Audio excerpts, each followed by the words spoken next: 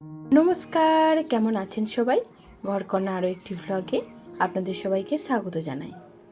ঘড়ির কাঁটায় সকাল এখন ওই 6টা মতো বাজে। ঘড়ির কাঁটা একটু এদিক ওদিক হলেই কিন্তু সমস্ত কাজে গোলমাল হয়ে যাবে।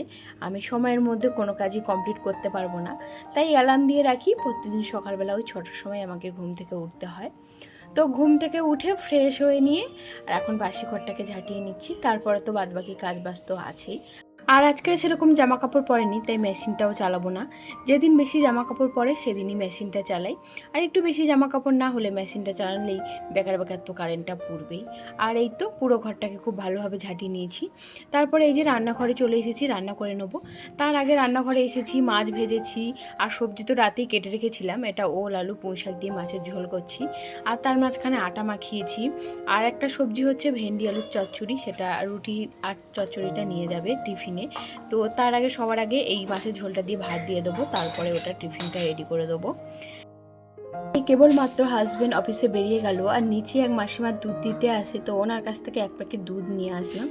সন্ধ্যাবেলা বাবাইকে দুধ হরলিক্স কি দুধ বিস্কুট দেওয়া খেতে দিই, না হলে সন্ধ্যাবেলার সময়টা কি খেতে দেবো বুঝতে পারি না। তারপর এখন রান্নাঘরটা খুব ভালোভাবে পরিষ্কার করে নেব। আর একটা তরকারি হবে, তো আগে রান্নাঘরটা ক্লিন করব, তারপরে রান্নাটা করব। না হলে এই নোংরা অবস্থায় রান্নাঘরে আমার কোনো রান্নাবান্না করতে ইচ্ছে করে না। আর পরিষ্কার রান্নাঘরে রান্না করতে কার না ভালো লাগে বলুন। আর সকালে হাজব্যান্ডকে যে রুটি সবজিটা করে দিয়েছি, তো সেটাই আছে, সেটাই আমরা এখন খেয়ে নেব। তো খাওয়া দাওয়া করে নিয়ে এখন বাসনগুলো ধুয়ে নিচ্ছি, তারপরেই রান্নাটা করে নেব।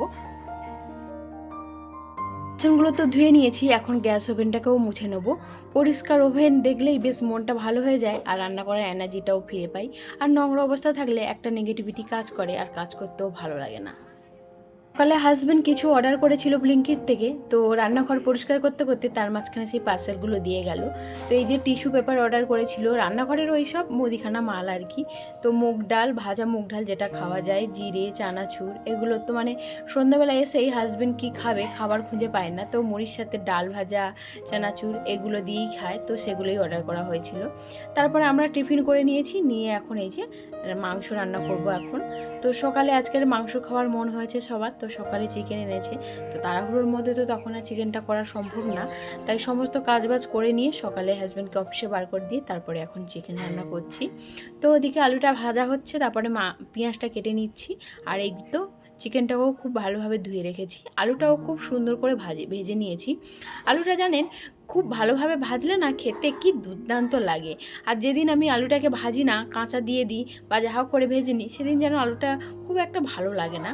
তো গরম তেলের উপর এখন গরম গোটা মশলা দিয়ে দেবো, মানে গোটা গরম মশলা। আর জানেন তো, তেলের উপরে গোটা গরম মশলা দিলে তার সেন্টটা এত সুন্দর লাগে যে সারা ঘর মানে গন্ধটা ভরিয়ে রাখে। আর তরকারির শেষে গুঁড়ো গরম মশলাটা দিতেই লাগে না, তেলের উপরে যদি গোটা গরম মশলা দেওয়া যায়। তো এখন পেঁয়াজগুলো দিয়ে দেবো, পেঁয়াজগুলো দিয়ে তেলের সাথে নাড়াচাড়া করে খুব ভালোভাবে পেঁয়াজগুলো ভেজে নেব। এখানে পেঁয়াজগুলো খুব ভালোভাবে ভাজা হয়ে গেছে, এখন এই পেঁয়াজের উপরে মশলাটা দিয়ে দেবো। এখানে আদা রসুন কাঁচা লঙ্কা আর গোটা জিরে দিয়ে পেস্টটা বানিয়েছি, তো সেটা পেঁয়াজ আর খুব ভালোভাবে মশলাটা কষিয়ে নেবো। তারপরে তো মাংসটা দিয়ে নাড়াবো। মশলাটা যত ভালো করে কষাবেন তত ভালো কিন্তু মাংসের টেস্ট আসবে, তো সেটাই করছি।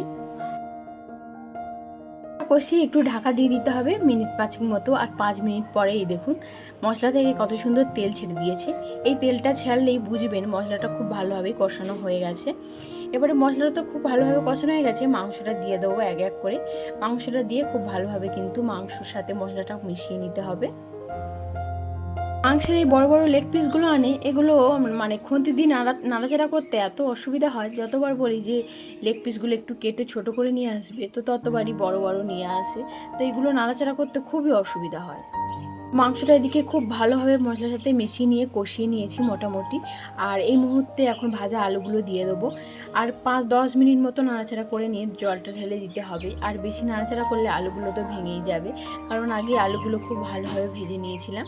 তো এখানে মাংসটা খুব ভালোভাবে কষানো হয়ে গেছে, আর গরম জল এখানে দেবো আমি। তো এর সাথে গরম জল দিতে পারলে মাংসের টেস্টটা খুব ভালো হয়। এই রান্নাটা হয়ে গেলে মোটামুটি আমার রান্না বান্না বা ঘরের কাজ সব কমপ্লিটই হয়ে গেছে। আজকের ঘরে সেরকম তো কোনো কাজ বাজ নেই, যা সকালেই করে নিয়েছিলাম।